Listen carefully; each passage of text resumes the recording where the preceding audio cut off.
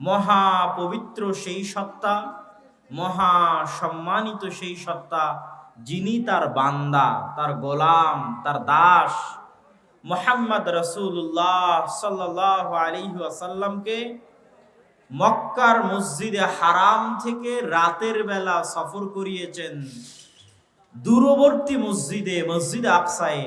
কোন দূরবর্তী মসজিদে?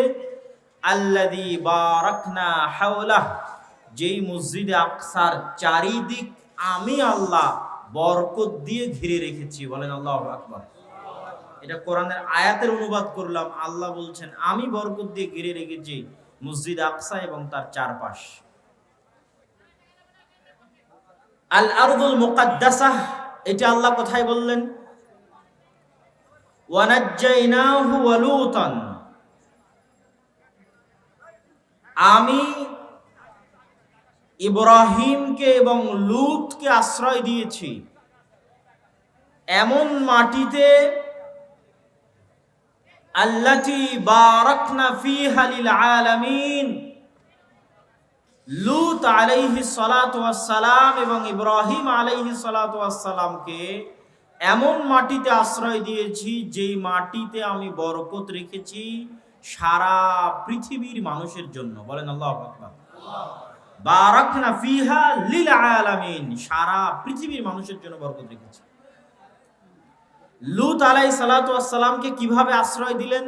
তার শহর ডেড সিকে আল্লাহ উল্টিয়ে দিয়েছিলেন, জর্ডান এবং ইসরায়েলের সীমান্তবর্তী, উল্টিয়ে দিয়ে সমূলে ধ্বংস করে দিয়েছিলেন। যারা মুমিন ছিল তাদেরকে বাঁচিয়ে দিয়েছিলেন। সেই মুমিন সহ লূত আলাইহিস সালাম সহ তারা ওই ধ্বংস শহর থেকে পালিয়ে যেখানে আশ্রয় নিয়েছিলেন সেটাই আজকের জেরুজালেম, সেটাই আজকের মসজিদ আকসা, সেটাই বাইতুল মুকাদ্দাস। আর ইব্রাহিমকে আশ্রয় দিয়েছি। ইব্রাহিম আলাইহিস সালাতু ওয়াস সালাম পিতার অত্যাচারে ইরাকের ব্যাবিলন শহর থেকে পালিয়ে গিয়ে যেখানে হিজরত করেছিলেন, দারুল হিজরা। মুহাম্মদ সাল্লাল্লাহু আলাইহি ওয়াসাল্লাম হিজরত করেছেন মক্কা থেকে মদিনায়। এই জন্য মুহাম্মদ সাল্লাল্লাহু আলাইহি ওয়াসাল্লামের দারুল হিজরা হচ্ছে মদিনা, আল মদিনা আল মুনাওয়ারা। কিন্তু তার আদি পিতা ইব্রাহিমের দারুল হিজরা কি?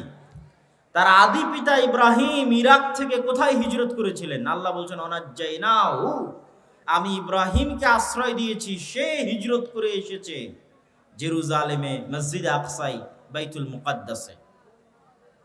এবং আল্লাহর নবীও আদেশ দিয়েছেন শেষ যুগে সত্য হক যেখানে যেখানে পাওয়া যাবে তার মধ্যে অন্যতম একটি জায়গা হচ্ছে তার পিতা ইব্রাহিমের দারুল হিজরা, শাম বা সিরিয়ায়। চিরদিন একদল মানুষ হকের উপর কায়েম থাকবে, এই মর্মে যে হাদিসগুলো আছে সে হাদিসগুলোর ব্যাখ্যায় বলা আছে যে ওই হকের উপর কায়েম থাকা দলের একটা অন্যতম জায়গা হবে শাম, দারুল হিজরা লি ইব্রাহিম। ইব্রাহিম আলাইহিস সালাতু ওয়াস সালাম যেখানে হিজরত করেছিলেন সেই জেরুজালেম, বাইতুল মুকাদ্দাস, মসজিদ আকসা। আর এই মাটিকে আল্লাহ কোরআনে আল আরদুল মুকাদ্দাসা বলেছেন মুসা আলাইহিস সালাতু ওয়াস সালামের সময়। কি বলেছেন? ইয়া কওমি দুখুলুল আরদাল মুকাদ্দাসা, হে আমার জাতি তোমরা প্রবেশ করো ওই শহরে যেই শহর পবিত্র, যেই শহরকে আল্লাহ তোমাদের জন্য পবিত্র করে দিয়েছেন, সেই জেরুজালেম পবিত্র শহরে তোমরা প্রবেশ করো। এগুলো সব কোরআনের আয়াত বললাম 4 থেকে 5টি, যার সবগুলোই মসজিদ আকসা, জেরুজালেমকে কেন্দ্র করে এবং সেগুলোর পবিত্রতা, সম্মান এবং মর্যাদার প্রমাণ বহন করে। এই সংক্ষিপ্ত আলোচনায় আমরা জানলাম মসজিদ আকসার নাম কিভাবে মসজিদ আকসা হলো। এর দ্বিতীয় আরেকটা নাম হচ্ছে আরদে মুকাদ্দাসা। মসজিদ আকসার সাথে মুসলমানদের সম্পর্ক কি? মসজিদ আকসার সাথে মুসলমানদের সবচেয়ে বড় সম্পর্ক হচ্ছে তাহবিলুল কিবলা, কিবলার ঘটনা, কিবলা পরিবর্তনের ঘটনা। কদ নারা তাকাল্লুবা ওয়াজহিকা ইলাস সামা, কিবলা পরিবর্তনের ঘটনায় ঐতিহাসিকগণ লিখেছেন, মুফাসসিরিনে কেরাম লিখেছেন, মুহাদ্দিসিনে ইদাম লিখেছেন যে আল্লাহ সুবহানাহু তাআলা যখন সালাত ফরজ করেন মেরাজের রাতে, তারপরে রাসূলুল্লাহ সাল্লাল্লাহু আলাইহি ওয়াসাল্লাম মক্কায় যখন সালাত আদায় করা শুরু করেন, তখন তিনি মসজিদে আকসা মুখী হয়ে সালাত আদায় করতেন এবং কাবা ঘরের এমন জায়গায় দাঁড়াতেন যেখানে দাঁড়ালে সামনে কাবাও পড়বে, সামনে মসজিদে আকসাও পড়বে। এটা অস্বাভাবিক কিছু না। আমার সামনে একটা ঘর আছে, এই ঘরকে সামনে রেখে আমি কাবাকে সামনে রাখতে চাই, কঠিন কিছু না। ঘরের আমি ওই পাশে দাঁড়াবো, যেই পাশে দাঁড়ালে কাবাও সামনে হবে, ঘরও সামনে হবে। তো আল্লাহর নবী এখন মক্কায় আছেন, কাবায় আছেন, উনি সালাত আদায় করবেন মসজিদ আকসা মুখী হয়ে। তাহলে উনি কাবার এমন পার্শ্বে দাঁড়াতেন যেই পার্শ্বে দাঁড়ালে কাবাও সামনে, মসজিদ আকসাও সামনে। কথা কি আমার বুঝতে পারছেন? তখন রাসূলুল্লাহ সাল্লাল্লাহু আলাইহি ওয়াসাল্লাম মদিনায় হিজরত করেননি। এই জন্য তার অন্তরে কোনো কষ্ট, কোনো ব্যথা, কোনো দুঃখ ছিল না। একই সাথে দুই মসজিদের দিকে মুখ করে সালাত আদায় করতে পারছি। কাবা ঘরের এমন পাশে দাঁড়াচ্ছি যেখান থেকে মসজিদে আকসার দিকে মুখ করলে আমার সামনে কাবা, তারপরে মসজিদে আকসা। সুতরাং রাসূলুল্লাহ সাল্লাল্লাহু আলাইহি ওয়াসাল্লাম তেমন কোনো ব্যথা অনুভব করতেন না। কিন্তু ব্যথা অনুভব করা শুরু করলেন কখন? যখন তিনি মক্কা থেকে হিজরত করে মদিনায় চলে আসলেন। মদিনায় আসার পরে ওনার জন্য বিপদ হলো দুটা, সামনে কাবা নাই, আর কাবার দিকে মুখ করে সালাত আদায়ের সুযোগও নাই। কেননা সালাত আদায়ের আদেশ আছে, মসজিদ আকসা মুখী সালাত আদায়ের আদেশ। তো মদিনা থেকে উনি একসাথে কখনই পারবেন না, ভৌগোলিক কারণে, যে উনি মসজিদ আকসা মুখী হলে কাবাকে সামনে রাখা সম্ভব নয়। তাহলে একে তো সামনে কাবা নাই, কাবা থেকে বিচ্ছিন্নতার ব্যথা, আর দ্বিতীয়ত কাবাকে যে স্মরণ করবেন, কাবার দিকে যে মুখ করে সালাত আদায় করবেন, সেটাও নাই। আল্লাহর বিধান অনুযায়ী আদেশ আছে মসজিদ আকসা মুখী সালাত আদায় করার। এই কষ্টে রাসূলুল্লাহ সাল্লাল্লাহু আলাইহি ওয়াসাল্লাম সালাত আদায় করেছেন 17 মাস মদিনা মুনাওয়ারায়। 17 মাস পর আল্লাহর আয়াত নাজিল হয় যে আপনি এখন মুখ ফিরিয়ে নিন মসজিদে আকসার দিকে। মসজিদে আকসার দিকে মুখ ফিরিয়ে না, মসজিদে কাবা ঘরের দিকে মুখ ফিরিয়ে নিন। তো কাবা ঘরের দিকে মুখ ফিরিয়ে নেওয়ার এই আদেশ আমাদের কাছে শুধু ধর্মীয় দৃষ্টিকোণ থেকে সালাতের সাথে কানেক্টেড হলেও এর কিছু পলিটিক্যাল ভিউ আছে, পলিটিক্যাল অ্যানালাইসিস আছে, রাজনৈতিক বিচার ও বিশ্লেষণ আছে এই আদেশের সাথে।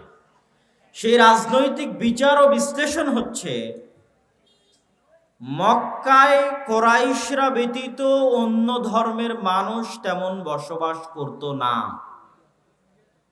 মদিনায় ইহুদি এবং খ্রিস্টানদের বসবাস ছিল।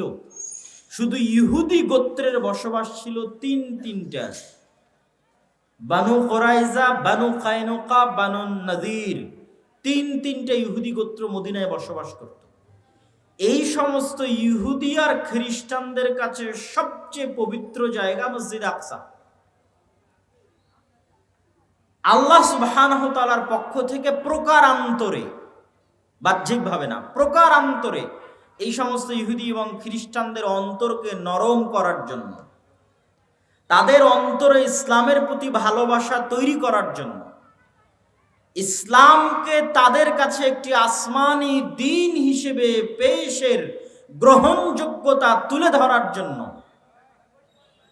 যে ঠিক আছে তোমাদের দাবি অনুযায়ী সব নবী জেরুজালেমে এসেছেন অথবা জেরুজালেমের সাথে কানেক্টেড থেকেছেন, তোমাদের দাবি অনুযায়ী আরবে বানু ইসমাইলে কোনো নবী আসার কথা নয়, আরবেও যদি নবী আসে তো বানু ইসরাইলে আসবে। এই জন্য আরব বিশ্বে কোথাও কোনোদিন ইহুদিদের বসবাস ছিল না। মদিনাতে এই তিনটা ইহুদি গোত্র এসেছিল এই আশায় যে তাদের মধ্যে যদি আল্লাহ শেষ নবী পাঠায়, কেননা তারা জানতো শেষ নবী আরবে আসবে। কিন্তু শেষ নবী যে বানু ইসমাইলের বংশে হবেন, ইসমাইল আলাইহিস সালাতু ওয়াস সালামের বংশে হবেন, এটা তারা কল্পনা করেনি। তারা অপেক্ষা করছিল বানু ইসরাইল থেকেই নবী আসবেন। তো এটার পলিটিক্যাল ভিউ কি? আল্লাহ 17 মাস যাবত এই সমস্ত মদিনায় বসবাস করা ইহুদি, মদিনায় বসবাস করা খ্রিস্টানদেরকে একটা চান্স দিলেন তাদের অন্তরকে নরম করার জন্য, তাদের কাছে ইসলামকে একটি আসমানি দিন হিসেবে, ইসলামের সম্পর্কও যে ওই সমস্ত আসমানি দিন যে আল্লাহ সুবহানাহু ওয়া তাআলার পক্ষ থেকে এসেছে, এটাও যে ওই আল্লাহর পক্ষ থেকে আসা আসমানি দিন। ইনিও ইব্রাহিম আলাইহিস সালাতু ওয়াস সালামের বংশধর, যেমন আগের নবীরা ইব্রাহিম আলাইহিস সালাতু ওয়াস সালামের বংশধর, ইনিও ইব্রাহিম আলাইহিস সালাতু ওয়াস সালামের বংশধর। এইগুলো যে একই আল্লাহ সুবহানাহু ওয়া তাআলার পক্ষ থেকে আসছে, এটা তুলে ধরার জন্য এটা খুবই জরুরি ছিল যে রাসূলুল্লাহ সাল্লাল্লাহু আলাইহি ওয়াসাল্লাম মসজিদে আকসা মুখী হয়ে সালাত আদায় করবেন। 17 মাস পর যখন কাবার দিকে মুখ ফেরানোর আদেশ দেওয়া হলো, তখন তার মানে ইহুদি খ্রিস্টানদের সাথে ইসলামের পলিটিক্যাল যে একটা এলাই, রাজনৈতিক একটা জোট তাদের সাথে তৈরি করা বা তাদের অন্তরকে নরম করা, ওই দিন শেষ হয়ে যায়, ওই যুগ শেষ হয়ে যায় যে এখন আর তোমাদের খাওয়া নাই, এখন স্বাধীন সত্তা হিসেবে দ্বীনে ইসলাম আস্তে আস্তে বড় হবে এবং একটা সময় ইযহির আলা জামিউল আদিয়ান, সকল দিনের উপর বিজয় লাভ করবে। আর ওই বিজয় লাভের আলামত হিসেবে মসজিদ আকসা একদিন মুসলমানদের হবে। এই আল্লাহ সুবহানাহু ওয়া তাআলার প্ল্যান, পরিকল্পনা, এবং মুহাম্মদ সাল্লাল্লাহু আলাইহি ওয়াসাল্লাম এর মাধ্যমে 17 মাস মসজিদে আকসার দিকে কিবলা রাখার মাধ্যমে মুসলমানদের অন্তরে মসজিদ আকসার প্রতি ভালোবাসা দিয়ে দেওয়া। মুসলমানেরা তো আর এই জিনিসটা এখন উঠিয়ে ফেলতে পারবে না, বাদও দিতে পারবে না যে তাদের প্রথম কিবলা কোথায় ছিল। কথা বলেন, আমাদের প্রথম কিবলা কোথায় ছিল? মসজিদ আকসা। আমরা প্রথম সালাত আদায় করেছি, আমার নবী প্রথম সালাত আদায় করেছে। আমার নবীর নির্মিত প্রথম মসজিদ কোন মসজিদের দিকে তৈরি করে বানানো হয়েছিল? মসজিদ আকসা। এই ইতিহাস আমরা মুছেও ফেলতে পারবো না। সুতরাং মসজিদ আকসার প্রতি আমাদের ভালোবাসা থাকবে চিরন্তন, চিরস্থায়ী। এই চিরন্তন চিরস্থায়ী ভালোবাসাটা জুড়ে দেওয়ার জন্য, কানেক্টেড করার জন্য আল্লাহর নবীর জীবদ্দশায় এটা হওয়া খুবই জরুরি ছিল। এটা বিধান হিসেবে, ধর্মীয় বিধান হিসেবে যেটাই থাকুক, এর পলিটিক্যাল গুরুত্ব অনেক অনেক অনেক বেশি। এই কিবলা পরিবর্তনের ঘটনার রাজনৈতিক গুরুত্ব অনেক বেশি। রাসূলুল্লাহ সাল্লাল্লাহু আলাইহি ওয়াসাল্লামের মেরাজের ঘটনার রাজনৈতিক গুরুত্ব অনেক বেশি। যে নবী মুহাম্মদ সাল্লাল্লাহু আলাইহি ওয়াসাল্লাম দাবি করছেন, আল্লাহ সুবহানাহু ওয়া তাআলা কোরআনে আয়াত অবতীর্ণ করে বলছেন যে আমি আমার বান্দাকে মসজিদে হারাম থেকে মসজিদ আকসায় নিয়ে গেছি, সকল নবীর ইমামতিতে সেখানে সালাত আদায় করেছি, বরাক তিনি সেখানে বেঁধে রেখেছেন, সেখান থেকে তিনি আসমানে গেছেন। এই ইতিহাস, এই ঘটনা, পৃথিবীর ইতিহাসের এই ঘটনার গুরুত্ব শুধু ধর্মীয় দিক থেকে নয়, রাজনৈতিক দিক থেকে অনেক অনেক শক্তিশালী। যে মুসলমানদের ভালোবাসার জায়গা, পবিত্রতার জায়গার সাথে মসজিদ আকসাকে স্থায়ীভাবে সম্পৃক্ত করে দেওয়া। মুসলমানেরা যে ইবাদত দৈনিক 5 বার করে, সেই ইবাদতের সাথে ওতপ্রোতভাবে জড়িয়ে আছে মসজিদ আকসা। ওই মেরাজের মাধ্যমে আল্লাহ নবী সেই 5 ওয়াক্ত সালাত নিয়ে এসেছেন, যে মেরাজ শুরু হয়েছিল মসজিদ আকসায়। যেই মেরাজের মাধ্যমে আল্লাহ নবী 5 ওয়াক্ত সালাত নিয়ে আসলেন, ওই সালাত আদায় হলো মসজিদ আকসা মুখী। সুতরাং আমাদের দৈনিক আদায় করা সালাতের সাথে মসজিদ আকসার সম্পর্ক চিরন্তন, চিরস্থায়ী। সম্মানিত উপস্থিতি, আর দ্বিতীয়ত, অতীতের দিনের যে সমস্ত বিষয় মানসুখ হয়নি, তার সবই এই দিনের অংশ। এবং নবী মুহাম্মদ সাল্লাল্লাহু আলাইহি ওয়াসাল্লাম অতীতের সকল নবীর প্রকৃত এবং যোগ্য উত্তরসূরি। সেই দৃষ্টিকোণ থেকেও ঈসা আলাইহিস সালাতু ওয়াস সালামের যোগ্য উত্তরসূরি মুহাম্মদ সাল্লাল্লাহু আলাইহি ওয়াসাল্লাম, মূসা আলাইহিস সালাতু ওয়াস সালামের উত্তরসূরি মুহাম্মদ সাল্লাল্লাহু আলাইহি ওয়াসাল্লাম, ইউসুফ, ইয়াকুব, ইসহাক, ইব্রাহিমের উত্তরসূরি মুহাম্মদ সাল্লাল্লাহু আলাইহি ওয়াসাল্লাম। আল্লাহ নবীদেরকে যেই সিলসিলা, যেই ধারায় পাঠিয়েছেন, এটা নির্ধারিত এমনভাবে নির্ধারিত নয় যে এই দেশের মানুষদের জন্যই, এই এলাকার মানুষদের জন্যই, এই রক্তের মানুষদের জন্যই, এরকম কোনো নির্ধারিত আল্লাহ সুবহানাহু ওয়া তাআলা করে দেননি। ওই রক্তের মধ্যেই মানুষ কাফের হয়েছে, প্রতি যুগে যুগে আল্লাহ দেখিয়েছেন। নূহ আলাইহিস সালাতু ওয়াস সালামের ছেলে কাফের হয়ে গেছে, আল্লাহ দেখিয়েছেন। লূত আলাইহিস সালাতু ওয়াস সালামের স্ত্রী কাফের হয়ে গেছে, আল্লাহ সুবহানাহু ওয়া তাআলা দেখিয়েছেন। ইব্রাহিমের পিতা আজর মূর্তি পূজক ছিল, আল্লাহ সুবহানাহু ওয়া তাআলা দেখিয়েছেন। এইভাবে প্রতি স্তরে আল্লাহ দেখিয়েছেন। যে বানু ইসরাইলের আল্লাহ ফজিলত বর্ণনা করছেন, ওই বানু ইসরাইলরা একটা সময় শুধু নবীদের হত্যা করত। জাকারিয়া আলাইহিস সালাতু ওয়াস সালামকে বানু ইসরাইলরা হত্যা করেছে, ইয়াহইয়া আলাইহিস সালাতু ওয়াস সালামকে বানু ইসরাইলরা হত্যা করেছে, ঈসা আলাইহিস সালাতু ওয়াস সালামকে বানু ইসরাইলরা হত্যার চেষ্টা করেছে এবং খ্রিস্টানদের বিশ্বাস অনুযায়ী হত্যা করেছে। অথচ তাদের ফজিলত আল্লাহ অনেক দিয়েছিল। জান্নাত থেকে তাদের খাবার দিত, তাদের জন্য পাথর ফেটে ঝর্ণা প্রবাহিত হতো, তাদের জন্য আল্লাহ ফিরআউনকে ডুবিয়ে দিলেন। তাহলে এই সব জিনিসগুলো কি প্রমাণ করে? এই সব জিনিসগুলো প্রমাণ করে যে ইসলামের সম্পর্ক কোনো ব্যক্তির সাথে, কোনো রক্তের সাথে নয়। ইসলামের সম্পর্ক হচ্ছে আল্লাহ সুবহানাহু ওয়া তাআলা এবং তার পাঠানো ওহীর সাথে। এই জন্য ইব্রাহিমের সবচেয়ে কাছের মুহাম্মদ সাল্লাল্লাহু আলাইহি ওয়াসাল্লাম। দ্বীনের কারণে, তাওহীদের কারণে মিল্লাত ইব্রাহিমের সবচেয়ে শক্তিশালী দাবিদার মুহাম্মদ সাল্লাল্লাহু আলাইহি ওয়াসাল্লাম। আর সারা পৃথিবীতে যারা মিল্লাত ইব্রাহিমের দাবি করছে তারা মিথ্যু। ইহুদিদের দাবি কি? যে তারা মিল্লাত ইব্রাহিম। খ্রিস্টানদের দাবি কি? তারাও মিল্লাত ইব্রাহিম। এগুলো সবগুলোই হচ্ছে আব্রাহামিক রিলিজিয়ান, মানে ইব্রাহিম আলাইহিস সালাতু ওয়াস সালামের সাথে কানেক্টেড ধর্ম পৃথিবীতে তিনটে: ইহুদি, খ্রিস্টান এবং ইসলাম। আসলে ইহুদি এবং খ্রিস্টান আর কোনো ধর্মের মধ্যেই সীমাবদ্ধ নাই। ধর্মীয় আকীদা এবং বিশ্বাসের দৃষ্টিকোণ থেকে মুহাম্মদ সাল্লাল্লাহু আলাইহি ওয়াসাল্লাম সবচেয়ে কাছের ইব্রাহিম আলাইহিস সালাতু ওয়াস সালামের। আর ইব্রাহিম আলাইহিস সালাতু ওয়াস সালাম এই প্রথম নবী যিনি আল্লাহর দুইটা পবিত্র ঘর একসাথে তার সন্তানদের দিয়ে আবাদ করেছেন। আর ওই একই সৌভাগ্য আল্লাহ মুহাম্মদ সাল্লাল্লাহু আলাইহি ওয়াসাল্লাম এবং তার বানু ইসমাইল এবং তার পরবর্তী উত্তরসূরিদের দিয়েছেন। ওই একই সৌভাগ্য যে মুসলমানেরাও একই সাথে দুইটা মসজিদ আবাদ করবে, মসজিদে হারাম, মসজিদে আকসা। এই ভাগ্য আল্লাহ ইব্রাহিম আলাইহিস সালাতু ওয়াস সালামকে দিয়েছিলেন। তারপরে আর কারো এই ভাগ্য হয়নি। ইব্রাহিম আলাইহিস সালাতু ওয়াস সালাম একাই 4 থেকে 5 বার আল আরদুল মুকাদ্দাসা পবিত্র ভূমি থেকে মক্কার পবিত্র ভূমিতে সফর করেছেন, 4 থেকে 5 বার। ইব্রাহিম আলাইহিস সালাতু ওয়াস সালামের জন্য যেমন আল্লাহ জেরুজালেমকে আল আরজুল মুকাদ্দাসা বলেছেন, ইব্রাহিম আলাইহিস সালাতু ওয়াস সালাম তেমন মক্কাকে হারাম করে গেছিলেন। মক্কার জন্য দোয়া করে গেছেন, মক্কার বরকতের জন্য। তার সন্তান সন্ততি স্ত্রীকে মক্কায় রেখে গেছেন। তার এক স্ত্রী এক সন্তান বসবাস করে জেরুজালেমে, আর এক স্ত্রী আর এক সন্তান বসবাস করে মক্কায়। এক স্ত্রী এক সন্তানের বংশধরেরা আবাদ করে মসজিদে আকসা, আর এক স্ত্রী আর এক সন্তানের বংশধরেরা আবাদ করে কাবা। এই সৌভাগ্য একই সাথে পৃথিবীর দুইটা মসজিদ আবাদ করার সৌভাগ্য আল্লাহ ইব্রাহিম আলাইহিস সালাতু ওয়াস সালামকে দিয়েছিলেন। আর তারপরে এই সৌভাগ্য শুধু মুহাম্মদ সাল্লাল্লাহু আলাইহি ওয়াসাল্লাম এবং তার উম্মতেরা পেয়েছে ওমর রাদিয়াল্লাহু তাআলা আনহুর যুগে, যে একই সাথে মক্কা, একই সাথে মসজিদে আকসা। এটাই হচ্ছে ইসলামের বিজয়।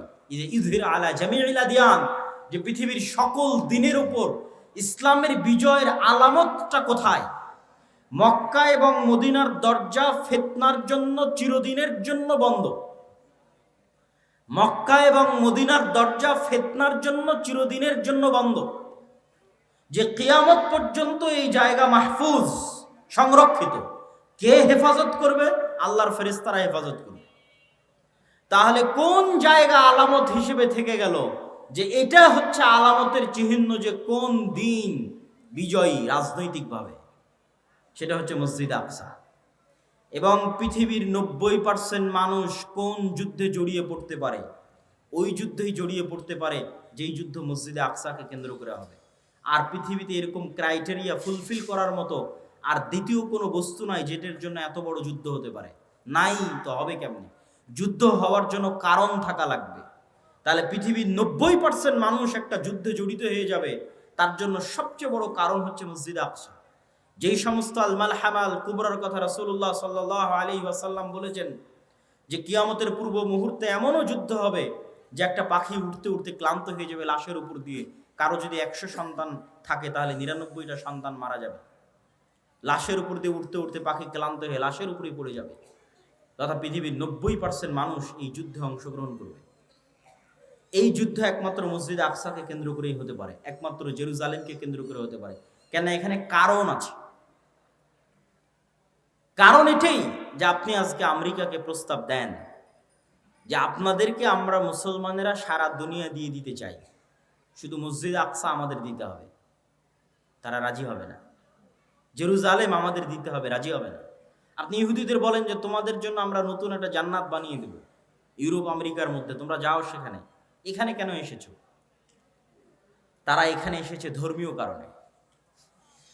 আর আমরা সমাধান করতে যাচ্ছি পলিটিক্যাল, জাতীয়তাবাদী অথবা ধর্মনিরপেক্ষতাবাদী চেতনা দিয়ে নাকি মসজিদ আকসা উদ্ধার হবে। আর এই বিষ বাষ্প ফিলিস্তিনিদের মধ্যে ঢুকিয়ে দিয়েছে যে তোমরা জাতীয়তাবাদী চেতনায় আর ধর্মনিরপেক্ষতাবাদী চেতনায় চেষ্টা করো, তাহলে মসজিদ আকসা তোমাদের উদ্ধার হবে। বাবা, যারা মসজিদে আকসা জেরুজালেম দখল করেছে তারা জাতীয়তাবাদী চেতনাতেও দখল করেনি, ধর্মনিরপেক্ষতাবাদী চেতনাতেও দখল করেনি, তারা শুধুই শুধু সির্ফ ধর্মীয় চেতনা থেকে মসজিদে আকসা এবং জেরুজালেম দখল করেছে এবং এখনো অপেক্ষায় আছে কখন এই মসজিদে আকসা ভেঙ্গে এই মসজিদে আকসাতে ইহুদিদের জন্য সিনাগগ তৈরি করা হবে। সেই দিন এখনো আসেনি, তারা সেটার অপেক্ষা, তাদের টার্গেট হচ্ছে ওইটা। সম্মানিত উপস্থিতি, আর আমরা মুসলমানেরা সমাধান করতে চাচ্ছি এটা ধর্মনিরপেক্ষতা বাদ দিয়ে, জাতীয়তাবাদ দিয়ে। আচ্ছা, এই দীর্ঘ আলোচনার প্রথম সামারি পয়েন্ট কি? প্রথম সামারি পয়েন্ট হচ্ছে মসজিদে আকসা আপনার হাতে নাই মানে আপনি রাজনৈতিকভাবে পরাজিত। গোটা মুসলিম উম্মাহ, গোটা মুসলিম বিশ্ব রাজনৈতিকভাবে পরাজিত। মসজিদে আকসা জেরুজালেম আপনার হাতে নাই মানে আপনার উপর দিয়ে এখন আল্লাহর আযাব এবং গজব প্রবাহিত হচ্ছে। মসজিদে আকসা মুসলমানদের হাতে নাই মানে মুসলমানদের উপর দিয়ে কি প্রবাহিত হচ্ছে বলেন তো? আল্লাহর আযাব এবং গজব। যে উম্মতে মুহাম্মাদি যে এখন আযাব এবং গজবের হালতে আছে, অবস্থায় আছে, এটা বুঝবে কোথায় থেকে? দেখবে মসজিদে আকসা হাতে নাই। কেন? মক্কা আর মদিনা কোনোদিন হাতছাড়া হবেই না। আমি বলেছি মক্কা মদিনার দরজা ফিতনার জন্য বন্ধ। দ্বীনে ইসলাম যখন পৃথিবীতে কোথাও থাকবে না, তখনও মদিনা এবং মক্কায় থাকবে। রাসূলুল্লাহ সাল্লাল্লাহু আলাইহি ওয়াসাল্লামের বাণী। তাহলে আপনার রাজনৈতিক বিজয়ের চিহ্ন এবং আলামত হচ্ছে মসজিদ আকসা। পুরো পৃথিবীর উপর ইসলাম এবং মুসলমানদের আধিপত্যের আলামত হচ্ছে মসজিদ আকসা। মসজিদ আকসা আপনার হাতে নাই মানে পৃথিবীতে আপনাদের আধিপত্য নাই। পৃথিবীতে আপনারা গোলামে পরিণত হয়েছেন, আমরা গোলামে পরিণত হয়েছি। পৃথিবীতে আমরা অধিকার বঞ্চিত জাতিতে পরিণত হয়েছি। আমরা আযাব এবং গজবের মধ্যে দিয়ে দিন পার করছি। তার প্রমাণ হচ্ছে মসজিদে আকসা আমাদের হাতে নাই। আল্লাহ সুবহানাহু ওয়া তাআলা রাখেননি, আমাদের আমলের কারণে, আমাদের চরিত্রের কারণে, আমাদের গুনাহের কারণে। আর আমরা এই মসজিদে আকসা ফেরত পেতে পারবো না, মিছিল আয়োজনের মাধ্যমেও ফেরত পেতে পারবো না, ফেসবুকে লেখালেখির মাধ্যমেও ফেরত পেতে পারবো না। সারা বিশ্বে কত জায়গায় মিছিল হচ্ছে তার হিসাব নাই। হার্ভার্ড ইউনিভার্সিটির ছাত্ররা মিছিল করতেছে, মুসলিম ছাত্ররা। আমি যে শহর থেকে আসলাম, ডান্ডি ইউনিভার্সিটির যারা মুসলিম সোসাইটি আছে তারাও সমাবেশ আয়োজন করেছে মসজিদে আকসার জন্য। কিন্তু প্রশ্ন এটা নয়, প্রশ্ন হচ্ছে যারা এই সমাবেশটা আয়োজন করেছে তারা কি ওই মসজিদে আকসা আবাদ করার যোগ্য? আল্লাহ কি তাদেরকে যোগ্য হিসেবে বিবেচনা করছেন? এটাই হলো প্রশ্ন। যে আপনি কি আপনার নিয়ত, আপনার ইখলাস, আপনার আমল দিয়ে মসজিদে আকসার উত্তরসূরি হওয়ার, উত্তরাধিকারী হওয়ার যোগ্য হিসেবে নিজেকে গড়ে তুলতে পেরেছেন? যে আপনার হাত দিয়ে মসজিদ আকসা বিজয় হবে। এই মসজিদ আকসা কার কার হাত দিয়ে বিজয় হয়েছে? ইউশা বিন নূনের হাত দিয়ে বিজয় হয়েছে। এই মসজিদে আকসা দাউদ আলাইহিস সালাতু ওয়াস সালামের হাত দিয়ে বিজয় হয়েছে। এই মসজিদে আকসা ওমর ইবনুল খাত্তাব রাদিয়াল্লাহু তাআলা আনহুর হাত দিয়ে বিজয় হয়েছে। এই মসজিদে আকসা সালাহুদ্দিন আল আইয়ুবির হাত দিয়ে বিজয় হয়েছে। তাদের এই বিজয়ের ঘটনাগুলো পড়েন, তাদের আমল, আখলাক, চরিত্র, আকীদা, বিশ্বাস দেখেন। যে আল্লাহ সুবহানাহু ওয়া তাআলা কেন কিভাবে তাদেরকে এই বিজয় দান করেছিলেন, আর আমরা কোন জায়গায় আছি যে আমরা ওই জায়গা থেকে বঞ্চিত এবং আল্লাহর আযাব এবং গজবের শিকার আমরা। সম্মানিত উপস্থিতি, আজকে আমরা মুসলমানেরা যে কঠিন এবং ভয়াবহ অবস্থার মুখোমুখি, এই কঠিন এবং ভয়াবহ অবস্থার চাইতেও কঠিন এবং ভয়াবহ অবস্থা মুসলমানদের ইতিপূর্বে গেছে, এর চাইতেও কঠিন আর ভয়াবহ। সেটাই আপনাদেরকে শোনানোর জন্য সংক্ষিপ্ত একটা সামারি দিই। সেই সংক্ষিপ্ত সামারি হচ্ছে, মুসলমানেরা মাত্র 200 থেকে 300 বছরের মধ্যে যত যত বড় বড় ঝড় মোকাবেলা করেছে, এত বড় ঝড় তারপরে এখন পর্যন্ত আর মোকাবেলা করেনি। এই ঝড়গুলো কি কি? 3টে ঝড়। এক, ক্রুসেডারদের ঝড়, যারা মসজিদে আকসা নিয়ে চলে গেছিল। 2, মঙ্গোলীয়দের ঝড়, যারা বাগদাদে লক্ষ লক্ষ মুসলমানকে জবাই করেছিল, মুসলমানদের খালিফাকে পর্যন্ত জবাই করেছিল, আব্বাসীয় খেলাফতের পতন ঘটিয়েছিল। কর্ডোভা, গ্রানাডা এবং স্পেনের পতন। সুকুত, আন্দালুস, আন্দালুসের পতন, স্পেন, কর্ডোভা, গ্রানাডার পতন। 3টে। এই 3টার মধ্যে এখন 2টা চলমান আছে। আপনারা শুধু মসজিদে আকসার কথা জানেন, কর্ডোভার জামে মসজিদের কথা জানেন না।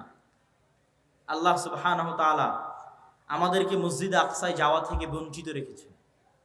ঠিক আমাদেরকে আল্লাহ সুবহানাহু ওয়া তাআলা, যদিও কর্ডোভার জামে মসজিদের আলাদা কোনো ফজিলত নাই, কিন্তু কর্ডোভার জামে মসজিদ যাদের টাকায় নির্মিত তারা আমাদের বাপ দাদা। কথা কি আমার বুঝতে পারছেন?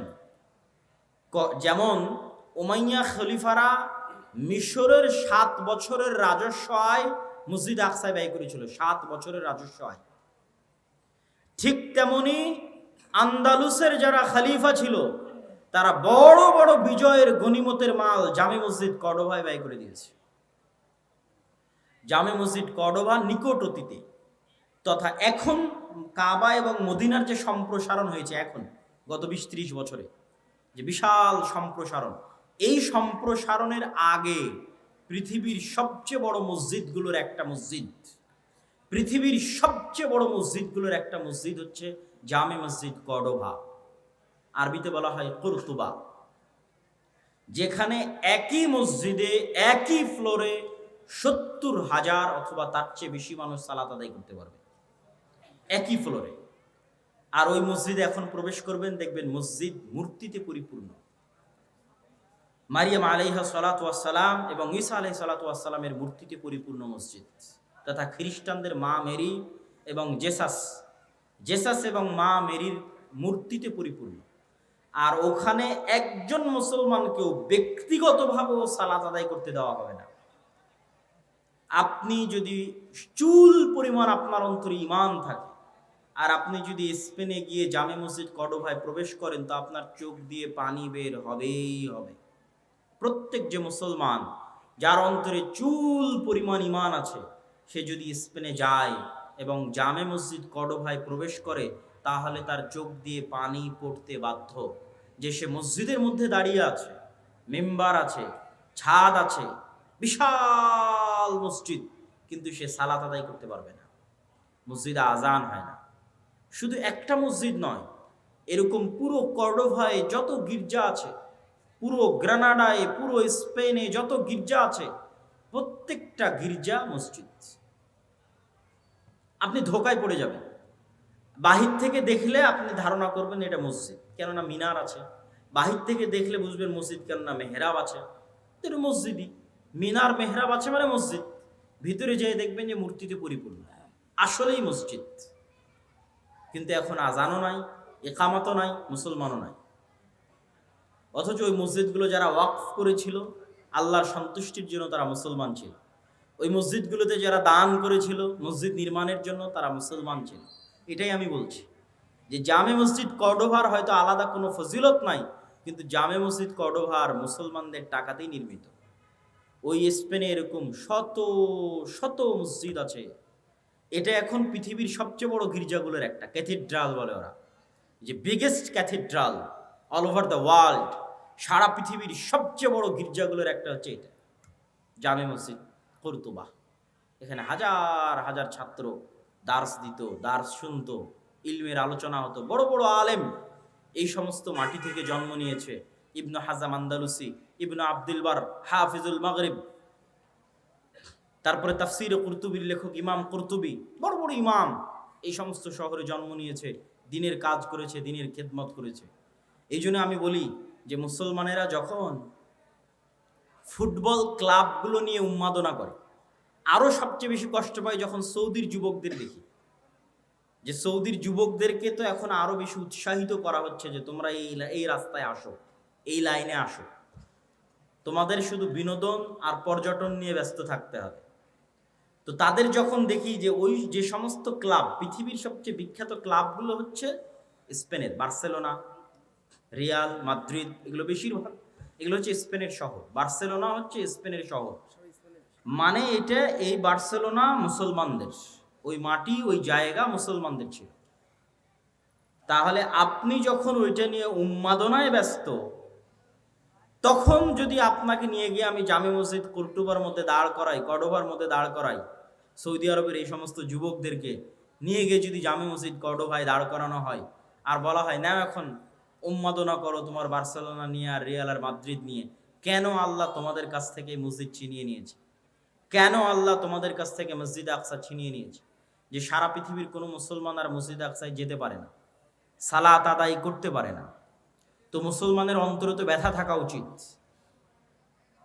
যে তিনটা পবিত্র মসজিদ, পবিত্র ভূমি, যেখানে সফর করার আদেশ দেওয়া হয়েছে, যেখানে পড়লে অতিরিক্ত সালাত আদায় করলে অতিরিক্ত নেকির ঘোষণা দেওয়া হয়েছে, এই তিনটা মসজিদের একটা মসজিদ হচ্ছে মসজিদ আকসা। তো ওই মসজিদ আকসায় তো তুমি যেতে পারো না, ওই মসজিদ আকসায় তো তুমি সালাত আদায় করতে পারো না। অথচ আগের যুগের প্রত্যেক মুসলমানেরা ইতিহাস পড়েন, প্রত্যেক যারা মুসলমান আমার বাংলাদেশ থেকে রওনা দিয়েছে, কোনো হাজি একসাথে তিনটা মসজিদ না দেখে ফিরে আসতো না। মানে এটা হচ্ছে হজ ট্রিপের অংশ, যে আপনি এখন হজ এবং ওমরায় যাচ্ছেন, মানে এই ট্রিপে তিনটা মসজিদ থাকবে, মসজিদ আকসা হে, মসজিদ নববী হে, হারাম হয়ে তারপর আপনি বাড়ি যাবেন। আগের যুগের মানুষ হজ করার জন্য সফর করবে আর মসজিদ আকসায় যাবে না, এটা কল্পনার বাইরে, এটা অসম্ভব। আর আপনাদের এখন কতজন হাজি আছে হজ করে আসতেছেন মক্কা থেকে, মদিনা থেকে, মসজিদ আকসায় যেতে পেরেছেন? যেতে দিবে আপনাকে? কেউ দিবে না। সম্মানিত উপস্থিতি, এই কষ্ট অন্তরে থাকতে হবে। এই কষ্ট না থাকলে আপনি অনুভবও করতে পারবেন না, আপনার ঈমানও জাগবে না এবং আপনার দ্বারা বিজয় সম্ভব নয়। এই কষ্ট সালাহুদ্দিন আইয়ুবীর অন্তরে ছিল। সালাহুদ্দিন আইয়ুবী পণ করেছিলেন, প্রতিজ্ঞা করেছিলেন, আল্লাহর ঘর কাবায় ততদিন পর্যন্ত হজ করার জন্য যাবেন না, আল্লাহর ঘর কাবায় ততদিন পর্যন্ত হজ করার জন্য যাবেন না যতদিন না আল্লাহর আর একটা ঘর মসজিদ আকসা। কার ঘর বলেন? মসজিদ আকসা কার ঘর? আল্লাহর ঘর। আমি ততদিন পর্যন্ত মক্কার কাবা জিয়ারতে যাব না যতদিন না আল্লাহ সুবহানাহু ওয়া তাআলার আরেকটি ঘর, যেটা মক্কার কাবা তৈরি হওয়ার 40 বছর পর তৈরি করা হয়েছিল, যেই ঘরে যুগে যুগে অসংখ্য নবী প্রেরিত হয়েছে, যেই এলাকাকে আল্লাহ আমাদের পবিত্র কোরআনে বরকতময় এলাকা বলে ঘোষণা করেছেন কয়েক জায়গায়, আমাদের পবিত্র কোরআনে পবিত্র ভূমি হিসেবে ঘোষণা করেছেন কয়েক জায়গায়, সেই আল্লাহর তৃতীয় ঘর মুক্ত না করা পর্যন্ত আমি সালাহুদ্দিন আইয়ুবী আল্লাহর আরেকটা ঘর জিয়ারতের জন্য যাব না। আগে আল্লাহ সুবহানাহু ওয়া তাআলার এই ঘর মুক্ত করব, তারপরে আমি আল্লাহ সুবহানাহু ওয়া তাআলার আরেক ঘর জিয়ারতের জন্য যাব। এই হিম্মত, এই চেষ্টা, এই আবেগ সালাহুদ্দিন আইয়ুবীর ছিল, এই জন্য তিনি বিজয় করতে পেরেছিলেন। তাহলে সর্বপ্রথম আমাদের অন্তরে, আমাদের সন্তানদের অন্তরে, আমাদের স্ত্রী পুত্র কন্যার অন্তরে, এমনকি ইতিহাসে লেখা আছে, এই ইতিহাসটার সত্য মিথ্যা আমার জানা নাই, তদন্ত করার সুযোগ হয়নি, যে সালাহুদ্দিন আইয়ুবী রাহিমাহুল্লাহর আব্বা তিনি বিবাহের সময় এই শর্তেই বিবাহ করেছিলেন যে এমন মেয়েকে বিবাহ করবেন যার অন্তরে মসজিদ আকসার ভালোবাসা আছে এবং যেও চায় এমন একটি সন্তান জন্ম দিতে যে মসজিদ আকসা বিজয়ের জন্য তার জীবনকে বিলিয়ে দিবে। মসজিদ আকসা বিজয় করতে পারবে না পারবে সেটা পরের কথা, কিন্তু মসজিদ আকসা বিজয়ের জন্য তার জীবনকে বিলিয়ে দিবে, শহীদ হয়ে যাবে। এই নিয়ত কোন মেয়ের আছে তাকে আমি বিবাহ করতে চাই। সম্মানিত উপস্থিতি, সালাহুদ্দিন আইয়ুবী রাহিমাহুল্লাহর যে যুগ, আমি বলেছি তিনটে মহাবিপদ মুসলমানেরা একই সময় পার করেছে। আমি শুধু তারিখগুলো বলবো, তাহলে আপনি বুঝবেন যে কিভাবে তিনটে যুগ মুসলমানেরা এই সময়ের মধ্যে পার করেছে।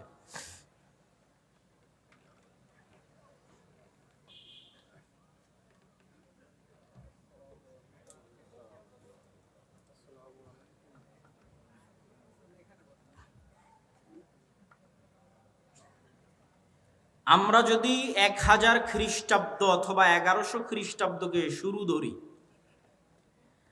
আর 1400 খ্রিস্টাব্দকে বা 1400 খ্রিস্টাব্দের মাঝামাঝি পর্যন্ত শেষ ধরি, তাহলে এই 300 বছর, 1100 থেকে 1400, এই 300 বছরে মুসলমানদের উপর পৃথিবীর সবচেয়ে বড় বড় কয়েকটা বিপদ গেছে। তার মধ্যে 1, মসজিদ আকসা হারিয়ে ফেলা। 2, মসজিদ আকসা কাদের হাতে মুসলমানেরা হারিয়ে ফেলেছিল? ক্রুসেডারদের হাতে। ক্রুসেডাররা এসেছিল কোথায় থেকে? ইউরোপ থেকে, ইতালি থেকে, ফ্রান্স থেকে, জার্মানি থেকে ক্রুসেডাররা এসেছিল। 2, বাগদাদের আব্বাসীয় খেলাফতের পতন কাদের হাতে হয়েছিল? মঙ্গোলীয়দের হাতে। মঙ্গোলীয়রা এসেছিল কোথায় থেকে? চায়নার পার্শ্ববর্তী দেশ মঙ্গোলীয় থেকে, যাদেরকে পৃথিবীর কোনো যুদ্ধে কেউ পরাজিত করতে পারেনি। স্রোতের মতো তারা এক শহর থেকে আর এক শহর বিজয় করতে করতে করতে করতে বাগদাদকে মাটির সাথে মিশিয়ে দিয়ে তারপরে তারা ক্ষান্ত হয়েছে। এবং ওই সময়ের আলেম ওলামারা লিখেছে যে এরা ইয়াজুজ মাজুজ। ওই সময়ের আলেম ওলামারা সন্দেহে পড়ে গেছিলেন যে ইয়াজুজ মাজুজ হয়তো এরাই। এইভাবে একের পর এক মুসলিম শহর এলাকা, কোথায় চায়না, এখান থেকে শুরু করলে Uzbekistan, Kyrgyzstan, Kazakhstan, Samarkand, বোখারা, Nishapur, Iran, Iraq, তারপরে ইন্ডিয়ার সাইডের কিছু অংশ, আফগানিস্তান, পাকিস্তান, এগুলো সব বিজয় করতে করতে ইরাকের রাজধানী, তৎকালীন আব্বাসীয় খেলাফতের রাজধানী বাগদাদ পর্যন্ত বিজয় করেছে। এবং তারা এতটাই নৃশংস, এতটাই পশুত্ব তাদের মধ্যে ছিল যে তারা টানা 4 দিন অথবা 5 দিন যাবৎ লক্ষ লক্ষ মুসলমানকে জবাই করেছে এবং মুসলমানদের কাটা মাথা দিয়ে মিনার তৈরি করত। তৃতীয় কোনটা? তৃতীয় হচ্ছে কর্ডোভার পতন, গ্রানাডার পতন। কর্ডোভার পতন হয়েছে 1236, ওই একই সময় স্পেনের পতন। তাহলে এই 3টে বড় ঘটনার মতো একসাথে এত বড় ঘটনা মুসলমানদের উপর আর যায়নি। এই জন্য আমি বারবার বলি যে এখন মুসলমানেরা যে বিপদ, যে আপদ, যে কষ্টের মধ্যে আছে, এর চেয়ে বেশি কঠিন, বেশি ভয়ঙ্কর বিপদ আপদ জাতিগতভাবে মুসলমানদের উপর দিয়ে পার হয়ে গেছে। তা হচ্ছে এই 200-300 বছর ক্রান্তিকাল, ইসলাম এবং মুসলমানদের ক্রান্তিকাল। তো এখান থেকে কি মুসলমানেরা বের হতে পেরেছিল? জি, এখান থেকে মুসলমানেরা বের হতে পেরেছিল। আল্লাহ বের করার রাস্তা করে দিয়েছিলেন। 1, মসজিদ আকসা আল্লাহ মুক্ত করেছেন সালাহুদ্দিন আইয়ুবীর মাধ্যমে। সালাহুদ্দিন আইয়ুবীর মাধ্যমে মসজিদ আকসা মুক্ত করার যুদ্ধ ছিল হিত্তিনের যুদ্ধ। সালাহুদ্দিন আইয়ুবী মসজিদ আকসা মুক্ত করার জন্য কয়েকটা পয়েন্টে কাজ করেছেন। এই পয়েন্টগুলো খুবই গুরুত্বপূর্ণ। তার মধ্যে 1 নম্বর পয়েন্ট হচ্ছে গোটা মুসলিম এলাকা মুনাফিকে পরিপূর্ণ হয়ে গেছিল। সব আমির ওমারারা মুনাফিক। খ্রিস্টান ক্রুসেডারদের নারী এবং টাকার কাছে বিক্রি হয়ে যেত সমস্ত আমির ওমারারা। আর সবচেয়ে বেশি শত্রুতা করত শিয়ারা। ওই সময় শিয়াদের শাসন ছিল মিশরে। ফাতিমীয়, ওবায়দীয় শিয়া খেলাফত ছিল মিশরে, যারা প্রতিষ্ঠা করেছিল জামিয়াতুল আজহার। আজকের আজহার বিশ্ববিদ্যালয় শিয়ারা প্রতিষ্ঠা করেছিল শিয়া মাযহাব প্রচার করার জন্য। তো সালাহুদ্দিন আইয়ুবী রাহিমাহুল্লাহর 2টা টার্গেট ছিল। মিশর এবং সিরিয়াকে এক করতে হবে। মিশর এবং সিরিয়া একত্রিত না হওয়া পর্যন্ত মসজিদ আকসা আমি বিজয় করতে পারবো না। মজার বিষয় হলো ওমর রাদিয়াল্লাহু তাআলা আনহুর যুগেও যখন মসজিদ আকসা বিজয় হয়, তখনও মুসলমানেরা মিশর এবং সিরিয়া একত্রিত করেছিল। মিশর এবং সিরিয়ার বিজয় শেষ করে মসজিদ আকসার বিজয় সম্পন্ন করেছিল। কেননা ভৌগোলিকভাবে আজও মসজিদ আকসা বিজয় করা কঠিন যদি সিরিয়া এবং মিশর আপনার হাতে না থাকে। ফিলিস্তিন বিজয় করা কঠিন যদি সিরিয়া এবং মিশরের মাটি আপনার হাতে না থাকে। এর অনেক ভৌগোলিক বিশ্লেষণ আছে, আমি লম্বা আলোচনায় যাব না। তার মধ্যে সবচেয়ে বড় ভৌগোলিক বিশ্লেষণ হচ্ছে ভূমধ্য সাগর। ভূমধ্য সাগরের পানি আপনি কি দিয়ে কন্ট্রোল করবেন? ক্রুসেডাররা সব আসতো ওই পানি দিয়ে, ভূমধ্য সাগর দিয়ে। বেশিরভাগ স্থলপথেও আসতো না তা নয়, কিন্তু পানি দিয়ে আসতো। ওই ভূমধ্য সাগরের তীর কন্ট্রোলে নিতে হলে আপনাকে সিরিয়া পুরো কন্ট্রোলে নিতে হবে, মিশর পুরো কন্ট্রোলে নিতে হবে, তাহলে প্রবেশ পথ বন্ধ, অন্তত সমুদ্র দিয়ে আর কেউ আসতে পারবে না। এবার মাটি আপনার দখলে, এখন শুধু মসজিদে আকসা বাকি। তো এটা ছিল সালাহুদ্দিন আইয়ুবী রাহিমাহুল্লাহর 1 নম্বর কৌশল। 2, সালাহুদ্দিন আইয়ুবী রাহিমাহুল্লাহ আকীদাগত যুদ্ধ লড়েছিলেন, আকীদার যুদ্ধ। তিনি শিয়াদের বিরুদ্ধে যুদ্ধ করতে করতে ক্লান্ত হয়ে গেছে। যত বেশি মুসলমানদের বিরুদ্ধে সালাহুদ্দিন আইয়ুবী যুদ্ধ করেছিলেন, মুসলিম শাসক এবং মুনাফিকদের বিরুদ্ধে, তত যুদ্ধ উনি ক্রুসেডারদের সাথেও লড়েননি, তত যুদ্ধ উনি এই খ্রিস্টানদের সাথেও লড়েননি। ওনার দিনই পার হয়ে গেছে, সময় বয়সই পার হয়ে গেছে শুধু মুসলমানদের সাথে যুদ্ধ করতে করতে, মুসলিম আমির ওমারাদের মুনাফিকি দূর করতে করতে। তার একটা বড় কারণ ছিল শিয়া মাযহাব। এই শিয়া মাযহাব থেকে মিশরকে মুক্ত করার জন্য আরেকটা মাদ্রাসা প্রতিষ্ঠা হলো মাদ্রাসা নিজামিয়া। নিজামুল মুলক তিনি এই মাদ্রাসা প্রতিষ্ঠা করলেন, তার নামে মাদ্রাসার নাম হলো মাদ্রাসা নিজামিয়া। যে মাদ্রাসা নিজামিয়াকে প্রতিষ্ঠা করা হয়েছিল জামিয়াতুল আজহারের মোকাবেলায় শিয়া মাযহাবকে উৎখাত করার জন্য আরব বিশ্ব থেকে। এবং এই মাদ্রাসা নিজামিয়ার ছাত্রদের বড় ভূমিকা ছিল পরবর্তীতে মঙ্গোলীয়দের পতন ঘটাতে, এবং পরবর্তীতে ক্রুসেডারদের পতন ঘটাতে, এবং পরবর্তীতে শিয়া মাযহাব থেকে আরব বিশ্বকে মুক্ত করতে মাদ্রাসা নিজামিয়ার ছাত্রদের বড় অবদান ছিল। বড় বড় আলেম এই মাদ্রাসার ছাত্র। ইবনু আসাকির তারিখ দিমাশকের লেখক এই মাদ্রাসার ছাত্র, ইমাম গাজ্জালি এই মাদ্রাসার ছাত্র, এবং এই মাদ্রাসারই পরবর্তী উত্তরসূরিরা ছিলেন ইবনু কাসির, ইবনুল আসির, ইবনু তাইমিয়া। তাদের যুগের যারা, তারা আরো পরে এসেছেন, কিন্তু তার আগের যখন মাদ্রাসা প্রতিষ্ঠা হয় তখনকার কথা বলছি, সম্মানিত উপস্থিতি। তারপরে সালাহুদ্দিন আইয়ুবী রাহিমাহুল্লাহ মিশর বিজয় করার পর জামিয়াতুল আজহার থেকে শিয়া মাযহাবকে চিরদিনের জন্য নিষিদ্ধ করে দিলেন, এবং আজ পর্যন্ত, এখন পর্যন্ত মিশরে আর পরবর্তীতে শিয়া মাযহাব প্রবেশ করতে পারেনি, এবং জামিয়াতুল আজহার বা আজহার বিশ্ববিদ্যালয়ে শিয়া মাযহাব প্রবেশ করতে পারেনি। তারপরে এবার যখন তিনি জেরুজালেম বিজয়ের জন্য অভিযান শুরু করলেন, তখন সবচেয়ে বড় যুদ্ধটা হয়েছিল হিত্তিনের প্রান্তরে। আর ইউরোপ থেকে যারা এসেছিল, ইউরোপ হচ্ছে সব শীতকালীন দেশ, শীতকালীন কান্ট্রি। মুসলমানেরা শীতকালীন এরিয়া বিজয় করতে পারত না, স্পেন পর্যন্ত গিয়ে শেষ। স্পেনের সাথে লাগানো ফ্রান্স, স্পেনের সাথে লাগানো সীমানা ইতালির, ইতালি ফ্রান্স মুসলমানেরা বিজয় করতে পারেনি। তার সবচেয়ে বড় কারণ ছিল বরফ এবং শীত। তার পরবর্তীতে নৈতিক এবং চারিত্রিক অধঃপতন তো আছে। তারপর আজীবন ইস্তাম্বুল মুসলমানেরা বিজয় করতে পারেনি, কনস্টান্টিনোপল তখনও অবিজিত। যখনকার ঘটনা বলছি তখনও বিজয় হয়নি, এটা আমি আসবো ধীরে ধীরে এবং আমার বক্তব্য শেষের দিকে নিয়ে যাব। তাহলে কি হলো, সালাহুদ্দিন আইয়ুবী হিত্তিনের প্রান্তরে যুদ্ধ করছেন কাদের সাথে? যারা ওই সমস্ত এলাকা থেকে এসছে যেগুলোতে -ডিগ্রি শীত। তো এই জন্য সালাহুদ্দিন আইয়ুবী ওদেরকে নিয়ে চলে গেলেন মরুভূমিতে, যুদ্ধে পরাজয়ের ভান করে সবকে নিয়ে গেলেন মরুভূমিতে, যেখানে পানির কোনো ব্যবস্থা নাই, মাইল 50-100 কিলোমিটারের মধ্যে। আর চারিদিকে আগুন জ্বালিয়ে দিয়ে ব্যবস্থা করলেন গরমের, তাপের। যুদ্ধ ছিল জুন জুলাইয়ের মৌসুম, উপরে সূর্যের তাপ, নিচে মরুভূমির তাপ, আর চারিদিকে আগুনের তাপ। এই তাপ সহ্য করার জন্মগত ক্ষমতা আরবদের আছে, কেননা তারা মরুভূমিতেই বড় হয়েছে। আর যারা ক্রুসেডাররা এসেছে তারা সব এসেছিল শীত দেশ থেকে। এই জন্য গরমে গায়ের সব বর্ম, লোহার বর্ম তারা খুলে ফেলতে বাধ্য হয়, এবং যুদ্ধে তাদের পরাজয় সুনিশ্চিত হয়। তবে মজার বিষয় কি? মজার বিষয় হচ্ছে ওমর রাদিয়াল্লাহু তাআলা আনহু মসজিদ আকসা বিজয় করেছেন, 1 ফোঁটা রক্ত পড়েনি। সালাহুদ্দিন আইয়ুবী মসজিদ আকসা বিজয় করেছেন, 1 ফোঁটা রক্ত পড়েনি। এবং আমি বিশ্বাস করি তৃতীয়বার যখন মসজিদ আকসা বিজয় হবে তখনও 1 ফোঁটা রক্ত পড়বে না। এই ধারাবাহিকতা বজায় থাকবে, আল্লাহ সুবহানাহু ওয়া তাআলা সেই ব্যবস্থা করে দিবেন, এটা বিশ্বাস করি অন্তর থেকে ইনশাআল্লাহ। সম্মানিত উপস্থিতি, তাহলে একটা গেল আল্লাহ সালাহুদ্দিন আইয়ুবীর মাধ্যমে মসজিদ আকসা বিজয় করলেন। আর একটা হচ্ছে আইনে জালুতের যুদ্ধ, মঙ্গোলীয়রা বাগদাদের পতন ঘটিয়ে এগিয়ে যাচ্ছে, 3টা মসজিদ একত্রে তাদের দখলে চলে আসবে। জেরুজালেম দখলে আসবে, মক্কায় দখলে আসবে, মদিনা দখলে আসবে। 3টা মসজিদকে বাঁচানোর মতো ওই সময় আর কোনো শক্তিশালী শাসক ছিল না, মামলুক, মিশরের মামলুকরা ছাড়া। সালাহুদ্দিন আইয়ুবীর পরপরই 50-100 বছরের মাথায় মঙ্গোলীয়দের এই ঘটনাগুলো। তখন মামলুকদের বাদশা ছিল সাইফুদ্দিন কোতজ, জাহিরুদ্দিন আল বেরবাস। তাদের সাথে যুদ্ধে সর্বপ্রথম মঙ্গোলীয়রা পরাজয় ঘটে। তাহলে একদিকে জেরুজালেম উদ্ধার হলো, মঙ্গোলীয়দের পরাজয় হলো। পরবর্তীতে মঙ্গোলীয়দের কি হলো? পরবর্তীতে মঙ্গোলীয়রা নিজেরাই ইসলাম গ্রহণ করে নিল। এই জন্য আজকে যত পাকিস্তান, ইন্ডিয়াতে খান দেখেন, মুসলমানেরা সব খান, এরা সব হচ্ছে মঙ্গোলীয়দের বংশধর। মঙ্গোলীয়রা পরবর্তীতে সব ইসলাম গ্রহণ করে নিয়েছিল। তার সবচেয়ে বড় কারণ ছিল মঙ্গোলীয়রা ছিল অশিক্ষিত, মূর্খ, অসভ্য। আর তারা মুসলমানদের যে সমস্ত নারী পুরুষদের ধরে নিয়ে যেত, এরা সবাই ছিল শিক্ষিত, উচ্চ মার্গের শিক্ষিত মুসলমান নারী এবং পুরুষরা।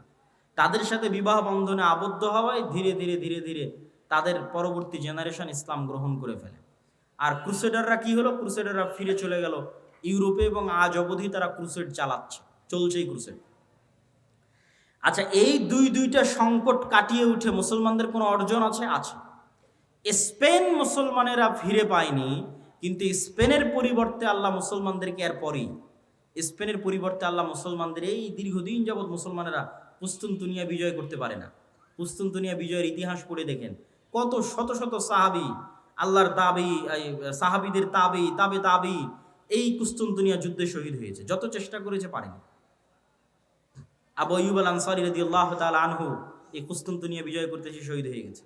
এই কুস্তুনতুনিয়া বিজয়ের তৌফিক আল্লাহ দিলেন কখন? ক্রুসেডারদের হাতে মসজিদ আকসা হারানোর পরে, আবার মসজিদ আকসা ফিরে পাওয়ার পরে।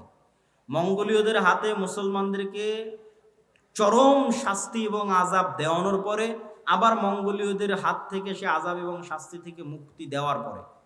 আর স্পেনের গ্রানাডা এবং কর্ডোভার পতনের পরে মুসলমানেরা ইস্তাম্বুল বা আজকের তুরস্ক বিজয় করে, মুহাম্মদ আল ফাতেহ, এবং উসমানীয় খেলাফতের কায়েম হয়। এবং উসমানীয় খেলাফত আমলে মুসলমানদের শান শওকত, শক্তি, সামর্থ্য বহাল ছিল।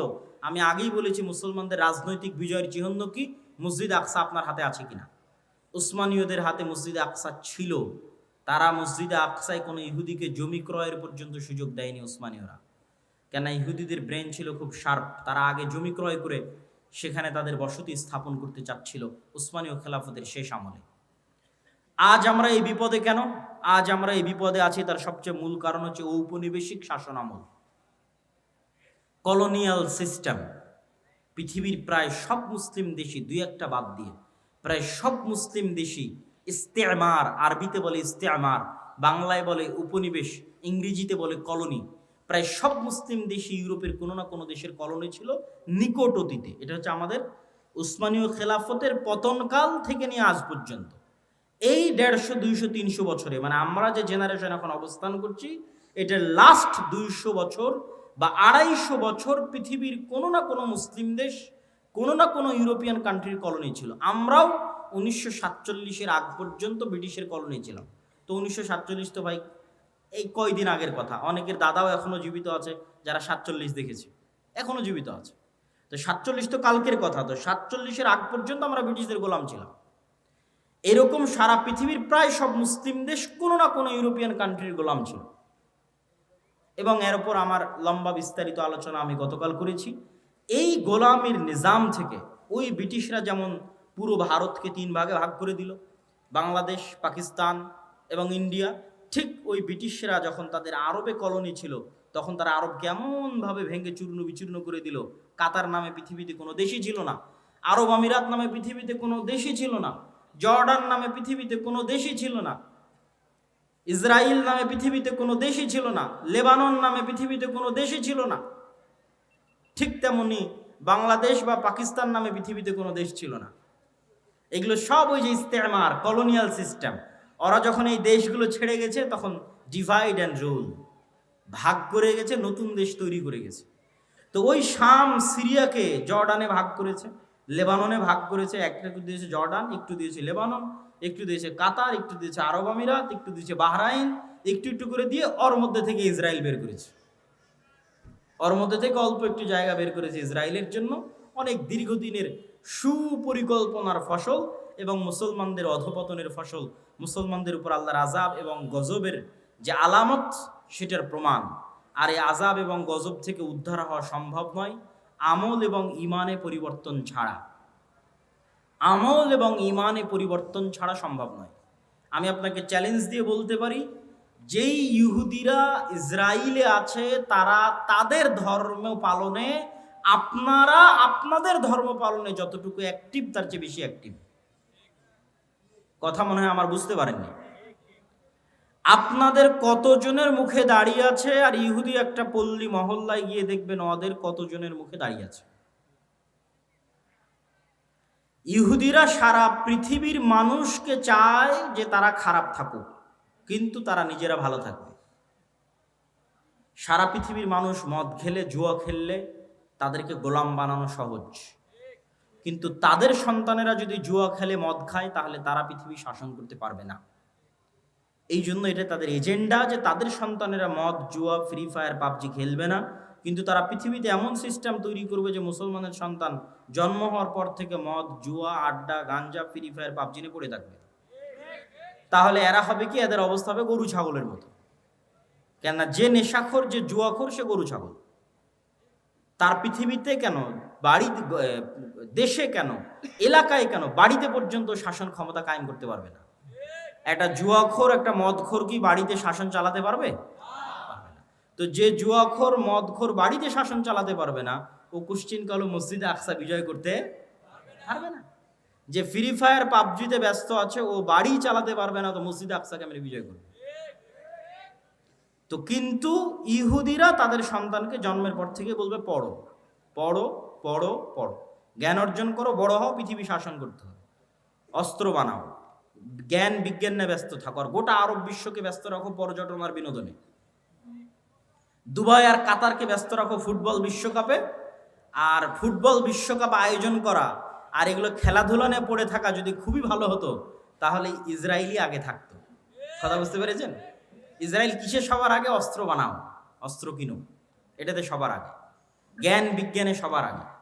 আর ওর পাশের যে মুসলিম দেশগুলো আছে, ওরা কিসে আগে? ওরা হচ্ছে পর্যটনের জন্য বানাও, বিনোদনের জন্য বানাও, টাকা অঢেল, কিন্তু সব খরচ করছে পর্যটন বিনোদনে। এই জন্য আল্লাহর গজব আরো কন্টিনিউ হচ্ছে, আরো দীর্ঘস্থায়ী হচ্ছে। এই গজব থেকে মুসলমানদের বের হতে হলে দ্বীনে ফিরে আসতে হবে। মুসলমানদের সবচেয়ে বড় শক্তির জায়গা হচ্ছে তাদের দ্বীন, তাদের আকীদা, তাদের বিশ্বাস।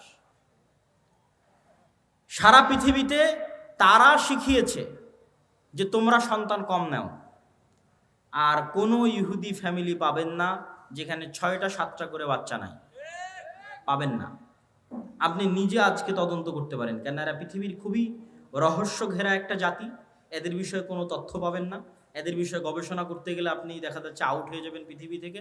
অত্যন্ত রহস্য ঘেরা একটা জাতি, অনেক অল্প সংখ্যক। কিন্তু যদি আপনার পক্ষে সম্ভব হয়, বিশেষ করে যে সমস্ত মুসলমান ভাইয়েরা ইউরোপে আছেন, তারা ইহুদি পল্লীগুলোতে গিয়ে দেখবেন তাদের কয়টা করে সন্তান, আর তাদেরই এনজিওগুলো আপনার মুসলিম এলাকায় গিয়ে বলতেছে তোমাদের সন্তান কমাও। এই জন্য তারা টার্গেট করে, ইচ্ছা করে ফিলিস্তিন, গাজায় শিশুদেরকে হত্যা করতেছে। ঠিক যেমন ফেরাউন বানু ইসরায়েলের শিশুদেরকে হত্যা করত। তাহলে দুইভাবে আপনার শিশুকে হত্যা করতেছে, এক বম মেরে হত্যা করতেছে, আর এক আপনার মাথায় দিয়ে দিয়েছে যে আপনি 2টার বেশি যেন সন্তান না নেন। কিন্তু সে জন্ম দিচ্ছে 6টা 7টা 8টা 10টা করে। এই জন্য ওদের এরকম কোনো ছোট গাড়ি থাকে না। আমাদের যে ছোট কারগুলো, এই ছোট কারগুলো তারা ইউজ করে না, তারা ইউজ করে বড় 4, 6, 7 সিটের 4 হুইলার জিপ, যাতে ফুল ফ্যামিলি নিয়ে যাতায়াত করা যায়। কারণ ফ্যামিলি তো 2টা সদস্য না, 6টা 7টা সদস্য, তো ছোট কারে তো হবে না। তারা সারা পৃথিবীতে সুদি বিজনেস তৈরি করে রেখেছে, কিন্তু তারা নিজেরা পরস্পরের সাথে সুদি লেনদেন করে না। মানে এক ইহুদি আর এক ইহুদির সাথে সুদি লেনদেন করবে না, কিন্তু ওই ইহুদি আবার পৃথিবীর সবচেয়ে বড় সুদি কোম্পানির মালিক। তার মানে সারা দুনিয়ার মানুষের টাকা সুদের নামে কবজা করে নাও, কিন্তু তুমি যখন আর এক ইহুদিকে ধার দিবা তখন করজে হাসানা দিবা, সুদ নয়। যেগুলো বলতেছি এগুলো দেখা বলতেছি, আপনারাও চাইলে পরীক্ষা করতে পারেন। এই রকম বড় বড় দাড়ি থাকবে তাদের, 80 থেকে 90%। 3 ওয়াক্ত সালাত আদায় করবে, তাদের মসজিদের নাম সিনাগগ। 3 ওয়াক্ত সালাতের জন্য মসজিদে যাবে, এবং এরকম লম্বা দাড়ির সাথে যাবে। তাহলে তাদের সাথে আমাদের শত্রুতা কি? আমাদের আকীদা বিশ্বাসে কিন্তু অনেক মিল আছে।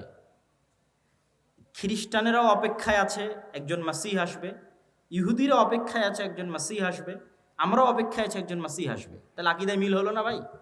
আকীদায় মিল আছে। আর মাসিহ তো আসবেই, ঈসা মাসিহ। কিন্তু কার জন্য উদ্ধারকারী হয়ে আসবেন সেটাই হলো প্রশ্ন। খ্রিস্টানদের জন্য উদ্ধারকারী হয়ে আসবেন, না মুসলমানদের জন্য উদ্ধারকারী হয়ে আসবেন, না ইহুদিদের জন্য উদ্ধারকারী হয়ে আসবেন? কোরআন এবং হাদিস বলছে মাসিহ আসবে দুইটা, একটা মাসিহ আদ-দাজ্জাল আর একটা ঈসা মাসিহ। মাসিহ আদ-দাজ্জাল হবে ইহুদিদের উদ্ধারকারী, আর ঈসা আলাইহিস সালাতু ওয়াস সালাম হবেন মুসলমানদের উদ্ধারকারী। সম্মানিত উপস্থিতি, এরকম আকীদা বিশ্বাসে আরো মিল আছে। তারাও এক, পৃথিবীতে এক আল্লাহর ইবাদত করে, মানে আল্লাহর একত্ববাদে বিশ্বাস করে সামান্যতম হলেও। তাদের মধ্যেও শিরক আছে, কিন্তু যেমন আমাদের বেরেলভী ভাইয়েরা যেমন তাদের মধ্যে শিরক থাকলেও তারা এক আল্লাহ বিশ্বাস করে, এরকম এক আল্লাহ বিশ্বাস করে। দিনের মধ্যে একটা দিন হচ্ছে ইহুদি দিন। ইহুদিরা খ্রিস্টানদের মতো তৃত্ববাদে বিশ্বাস করে না। খ্রিস্টানরা কিন্তু তিনটে দিনে বিশ্বাস করে, তিনটে রব বা খোদায় বিশ্বাস করে, তারা একটাই বিশ্বাস করে। মুসলমানেরাও একটাই বিশ্বাস করে। তাহলে শত্রুতা কোথায়? শত্রুতা আমাদের পক্ষ থেকে নয়। মুসলমানেরা কোনোদিনই জাতিগতভাবে ইহুদিদের সাথে শত্রুতা করেনি। ওমর রাদিয়াল্লাহু তাআলা আনহুকে খ্রিস্টান পাদ্রীরা জোর করে লিখিয়েছে চুক্তির মধ্যে, যে আপনি লেখেন চুক্তিতে যে জেরুজালেমে আপনি কোনো ইহুদিকে বসবাস করতে দিবেন না। নিজে থেকে বলেইনি কখনো ওমর রাদিয়াল্লাহু তাআলা, বরং তাদের সাথে এটা বলে রেখেছে যে তোমরা যত কড়া করে বলতেছে এত কড়া করে তো করা ঠিক হবে না। তারা চাচ্ছিল, পাদ্রীরা চাচ্ছিল যে কোনো ইহুদি যেন আসতেই না পারে, এবং তারা আসতে দিত না। ঈসা আলাইহিস সালাতু ওয়াস সালামের মৃত্যুর পর থেকে নিয়ে ওমর রাদিয়াল্লাহু তাআলা আনহুর মসজিদ আকসা বিজয়ের আগ পর্যন্ত খ্রিস্টানরা কোনো ইহুদিকে জেরুজালেমে প্রবেশ করতে দিত না। তো ওমর রাদিয়াল্লাহু তাআলা বলছে এত বড় অমানবিক আইন আমি কিভাবে বাস্তবায়ন করতে পারি? তখন খ্রিস্টানরা বলল ঠিক আছে, আপনি যদি এত বড় আইনকে অমানবিক বলেন, তাহলে এতটুকু অন্তত আমাদের কনফার্মেশন দেন যে আপনি এই জেরুজালেমে ইহুদিদের স্থায়ী বসবাস করতে দিবেন না। আসুক, আসা মসজিদ আকসা দেখে ঘুরে চলে যাক, তাদের পবিত্র জায়গা যেগুলো আছে সেগুলো দেখে ফেরত চলে যাক। ওমর রাদিয়াল্লাহু তাআলা বলেন ঠিক আছে। ইহুদিদের সাথে জাতিগত বিদ্বেষ কখনই মুসলমানেরা করে। ইহুদি লেখকরা লিখে গেছে যে তাদের যে পুরো জাতির হিস্ট্রি, এই হিস্ট্রির মধ্যে তাদের সবচেয়ে স্বর্ণযুগ ছিল স্পেন। স্পেনে যখন মুসলমানদের শাসন ছিল, তখন সারা পৃথিবীর নির্যাতিত অত্যাচারিত ইহুদিরা স্পেনে এসে আশ্রয় নিয়েছিল, আর মুসলিম বাদশাহ শাসকরা তাদের আশ্রয় দিয়েছিল, মানবিক কারণে আশ্রয় দিয়েছিল। কেন? সারা পৃথিবীতে খ্রিস্টানরা তাদের উপর অত্যাচার করতো, জুলুম করত, আর এটা তাদের উপর আল্লাহ গাজাব এবং গজব হিসেবে কোরআনে লিখে রেখেছেন যে এটা তাদের জন্য আযাব এবং গজব, যে তাদের কোনো দেশ হবে না আলাদা, স্বাধীন কোনো দেশ তাদের জন্য হবে না। তো এই জন্য জাতিগত বিদ্বেষ আপনি মুসলমানদের থেকে পাবেনই না। তাহলে সমস্যা তাদের পক্ষ থেকে, তাদের অন্তরে এটা চরম আকারে সুপারিয়রিটি। পৃথিবীর সবচেয়ে ভয়ঙ্কর দুইটা জাতি সুপারিয়রিটিতে বিশ্বাস করে, একটা হিন্দুদের মধ্যে ব্রাহ্মণ, আর একটা হচ্ছে ইহুদি। চরম আকারের সুপারিয়রিটিতে বিশ্বাস করে যে আমরা ডাইরেক্ট খোদার সন্তান, নাউজুবিল্লাহ, আল্লাহর সন্তান। ব্রাহ্মণেরা বিশ্বাস করে আমরা আল্লাহর মাথা থেকে তৈরি হয়েছি, ওরা বিশ্বাস করে আমরা আল্লাহর সন্তান। পৃথিবীতে আমরা বাদের যারা আছে সব আমাদের গোলাম, সবার বউ আমাদের জন্য হালাল, সবার ছেলে মেয়েকে জবাই করাও আমাদের জন্য হালাল, এতে আমাদের কোনো গুনাহ হবে না। কত রকমের এক্সট্রিম লেভেলের সুপারিয়রিটিতে তারা বিশ্বাস করে। এই সুপারিয়রিটির জায়গায় সবচেয়ে বড় আঘাত, সবচেয়ে বড় ধাক্কা দিয়েছে মুহাম্মদ সাল্লাল্লাহু আলাইহি ওয়াসাল্লাম। কি জন্য? তাদের এই সুপারিয়রিটির দাবির ভিত্তি হচ্ছে তারা ইব্রাহিমের সন্তান, ইসহাকের বংশধর। এটাই দাবির ভিত্তি। তো মুহাম্মদ সাল্লাল্লাহু আলাইহি ওয়াসাল্লাম এসে দাবি করলেন আমি ইব্রাহিমের আর এক সন্তান ইসমাইলের বংশধর। এই জায়গায় হলো বংশগত দিক থেকে সবচেয়ে বড় অ্যাটাক, যে আমরা যেই রক্তের হওয়ার কারণে ফাখর করি, অহংকার করি, গর্ব করি, আল্লাহ শেষ নবী আমাদের বাইরে ওই রক্তের মধ্যে ইব্রাহিমের আর এক সন্তান ইসমাইলের মধ্যে দিয়ে দিলেন, ইসমাইল আলাইহিস সালাতু ওয়াস সালামের মধ্যে। তাহলে তাদের সুপারিয়রিটিতে সবচেয়ে বড় আঘাত হানলেন কে? মুহাম্মদ সাল্লাল্লাহু আলাইহি ওয়াসাল্লাম। যে তোমাদের সুপারিয়রিটি এখন থেকে শেষ, তোমাদের বানু ইসরাইলের জন্য আল্লাহর যা রহমত বরকতের ঘোষণা ছিল সব টোটালি অফ। এখন রহমত এবং বরকত যা হবে সব উম্মতে মুহাম্মাদির জন্য। ইব্রাহিম আলাইহিস সালাতু ওয়াস সালামের সন্তান ইসমাইল, এবং আল্লাহ নবী দোয়া করলেন আল্লাহুম্মা সাল্লি আলা মুহাম্মাদ ওয়া আলা আলি মুহাম্মাদ কামা সাল্লাইতা আলা ইব্রাহিম ওয়া আলা আলি ইব্রাহিম। হে আল্লাহ, মুহাম্মদ সাল্লাল্লাহু আলাইহি ওয়া সাল্লাম এবং তার পরিবারের উপর ওই রকম রহমত বরকত নাজিল করুন যেমন ইব্রাহিমের পরিবারের উপর নাজিল করেছিলেন। আল্লাহুম্মা আমিন। আমরা দরুদে সেটা পড়ি সব সময়। তাহলে তাদের সুপারিয়রিটিতে সবচেয়ে বড় আঘাত দিলেন মুহাম্মদ সাল্লাল্লাহু আলাইহি ওয়াসাল্লাম। এই জন্য মুহাম্মদ সাল্লাল্লাহু আলাইহি ওয়াসাল্লামকে এইভাবে হত্যার চেষ্টা মক্কার কুরাইশরাও করেনি যেভাবে তারা করেছিল, কেন এটা তাদের ইগোতে আঘাত করেছে। আজও তারা বানু ইসমাইলের সন্তানদেরকে হত্যা করতেছে এই একটা কারণেই, যে তাদের সুপারিয়রিটির জন্য সবচেয়ে বড় চ্যালেঞ্জ হচ্ছে ইসলাম এবং মুসলমানরা। কেন? তারা যে মিল্লাতে ইব্রাহিমের দাবি করে ওই মিল্লাতে ইব্রাহিমের যোগ্য এবং সত্য দাবিদার যোগ্য এবং সত্য উত্তরসূরি হচ্ছে মুহাম্মদ সাল্লাল্লাহু আলাইহি ওয়াসাল্লাম এবং তার অনুসারীরা। এবং তাদের ধর্মগ্রন্থে লেখা আছে যে ইব্রাহিম আলাইহিসসালাতু ওয়াসসালামের আরেক স্ত্রী হাজেরা এবং হাজেরার সন্তান ইসমাইলকে মক্কায় রেখে আসা হয়েছে। তাদের ধর্মগ্রন্থে লেখা আছে তোমাদের ভাইদের মধ্যে আল্লাহ শেষ নবী পাঠাবে। ওরা মনে করে আছে আমাদের ভাইদের মধ্যে মানে বা ইব্রাহিম আলাইহিস সালামের দুই সন্তানও তো পরস্পরে ভাই, ভাই না ভাই না? ইসহাক এবং ইসমাইল পরস্পরে ভাই না ভাই না? ভাই। তারা মনে করে আছে যে ইয়াকুব আলাইহিস সালামের 12 সন্তান, আমরা পরস্পরে ভাই, আমাদের মধ্যে থেকে আল্লাহ শেষ নবী পাঠাবেন, এই অপেক্ষায় তারা আছে। কিন্তু আল্লাহ সুবহানাহু ওয়া তাআলা তাদের ভাইদের মধ্যেই শেষ নবী পাঠিয়েছেন, সেটা তাদের আদি ভাই ইয়াকুবের পিতা ইসহাক, ইসহাক আলাইহিসসালাতু ওয়াসসালামের রক্তের ভাই ইসমাইল আলাইহিসসালাতু ওয়াসসালামের বংশে আল্লাহ সুবহানাহু ওয়া তাআলা শেষ নবী পাঠিয়েছে।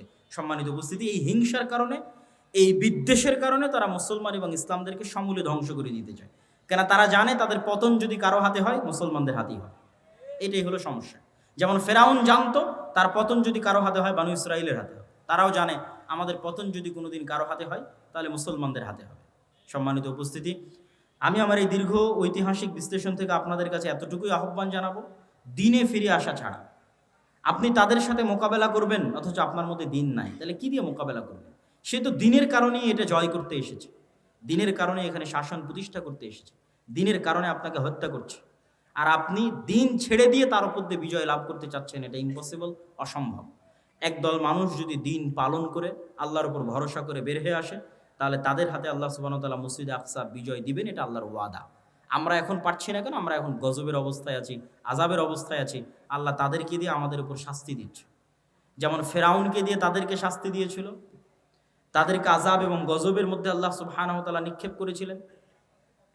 ঠিক এই যুগের ফেরাউন হচ্ছে তারা। আমরা আযাব এবং গজবের মধ্যে আছি এবং এখান থেকে উদ্ধার পেতে হলে ঈমান এবং আমল লাগবে, স্বাধীন চেতা বিশ্বাসী লাগবে। গোলামি বিশ্বাস চলবে না। আমি বলেছি আমাদের সবচেয়ে বড় সমস্যা গোলামির বিশ্বাস।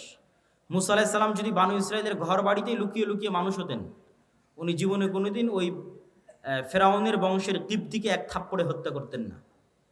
কেননা বানু ইসরাইলের সাথে পালিয়ে পালিয়ে মানুষ হতে হতে অন্তর ছোট হয়ে যেত। কথা আমার বুঝতে পারছেন? তো মুসা আলাইহিস সালামকে আল্লাহ মানুষ করলেন ফেরাউনের ঘরে। তো ফেরাউনের ঘরে উনি স্বাধীন চেতা হয়ে মানুষ হয়েছে, যে একটা মানুষের পূর্ণ অধিকার সুযোগ সুবিধা কি হওয়া উচিত। ওই অবস্থায় বড় হয়ে যখন দেখছে তার বংশের মানুষকে আর একজন মারছে, তখন দিয়েছে এক থাপ্পড়, এক থাপ্পড়ে মরে গেছে। তো এক থাপ্পড় দেওয়ার জাজবা কোথায় থেকে আসলো? গোলামি মুক্ত অবস্থায় বড় হয়েছেন, এই জন্য আল্লাহ তাকে গোলামি মুক্ত অবস্থায় ফেরাউনের বাড়িতে, ফেরাউনের ঘরে বড় করেছে। আর আমরা জীবনযাপন করছি 200-250 বছর থেকে গোলামির অবস্থায়, এখনও গোলামির অবস্থায়। স্বাধীন চেতা মনোভাব আমাদের মধ্যে নাই। আমাদের চাল চরিত্র বিকৃত হয়ে গেছে, স্বভাব চরিত্র বিকৃত হয়ে গেছে। এই জন্য আমাদেরকে আমাদের দিনে ফিরে আসতে হবে, স্বাধীন চেতা মনোভাবী হতে হবে। মা এবং বোনদেরকে নিয়ত রাখতে হবে যে তারা পুত পবিত্র অবস্থায় সন্তান জন্ম দিবে আল্লাহ সুবহানাহু ওয়া তাআলার সন্তুষ্টির জন্য, আল্লাহর দ্বীনের জন্য। কখনো বেহায়াপনা দিয়ে পুরুষ জন্ম দেওয়া সম্ভব নয়। বেহায়াই বেলেল্লাপনা দিয়ে মুজাহিদ পুরুষ জন্ম দেওয়া সম্ভব নয়। বেহায়াইর মধ্যে মেয়েলি পুরুষ জন্ম নিতে পারে। কথা আমার বুঝতে পারছেন? যখন একটা সমাজে পরিপূর্ণরূপে বেহায়াই ছড়িয়ে পড়ে, তখন ওই সমাজের পুরুষরা কি হয়ে যায়? মেয়েলি পুরুষ হয়ে যায়। আমাদের সমাজে যদি বেহায়াপনা বেলেল্লাপনা বেশি ছড়িয়ে পড়ে, তাহলে আমাদের মধ্যে আর পুরুষের রক্তই নাই, সব মেয়েলি পুরুষ হয়ে গেছে। এদের দিয়ে কোনোদিন জেহাদও হবে না, এদের দিয়ে মসজিদে আকসাও বিজয় হবে না।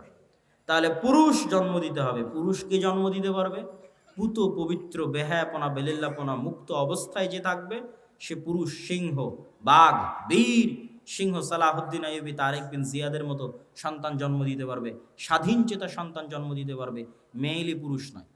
এই জন্য পর্দার গুরুত্ব আছে ইসলামে। সম্মানিত উপস্থিতি, বক্তব্য আলোচনা করতে গেলে আরও দীর্ঘায়িত হয়ে যাবে। আমরা আজকে যে উদ্দেশ্যে এখানে একত্রিত হয়েছি, সেটা হচ্ছে আদ-দাওয়া ইলাল্লাহর পক্ষ থেকে মসজিদ ভিত্তিক দ্বীন শিক্ষা কার্যক্রম। আমরা 4টে জেলার 126টা মসজিদ সফর করেছি, আপনার এলাকাতেও এসেছি। আপনাদের চারঘাটে সফর করেছি, আপনাদের বাঘায় সফর করেছি, আপনাদের পুঠিয়াতে সফর করেছি। হয়তো সফরের সময় আপনারা ছিলেন না বা জানতেন না, হয়তো সেভাবে বুঝতে পারেননি, কিন্তু আমরা আমাদের মতো 126টা মসজিদ সফর শেষ করেছি। আমাদের সফরগুলো আবারও শুরু হবে ইনশাআল্লাহ। এবং 200 থেকে 250টার মতো মসজিদে আমাদের মসজিদ ভিত্তিক দ্বীন শিক্ষা, মক্তব শিক্ষা কার্যক্রম পরিচালিত আছে। আমরা চাই যে মুসলমানের সন্তানেরা 2 থেকে 2.5% মাদ্রাসায় যায়।